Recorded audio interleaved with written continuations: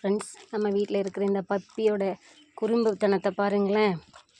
என்ன குறும்பு பண்ணிகிட்ருக்கான்ட்டு இந்த குட்டி பப்பி. நான் பண்ணுற வேலை, நம்ம ரோஸ் செடிக்குள்ளே வந்து அன்றைக்கி தர்பூசணி சாப்பிட்டுட்டு வாஷ் பண்ணி விட்ட கொட்டை விழுந்து முளைச்சிது. அதை முளைச்சிது, ஃப்ளவர்ஸ் எல்லாம் வந்துட்டுருக்கு, பூத்துட்டு இருக்குது அப்படின்னு நினச்சப்ப இங்கே பாருங்களேன், ஒரு சின்ன பிஞ்சு விட்டுருக்கு. அவன் வந்து இந்த பிஞ்சை கடித்து கீறிட்டுருக்கான், சொன்னபடி கேட்காம. பாருங்களேன், அதுக்கே தான் வந்துட்டுருக்கான் அவன்.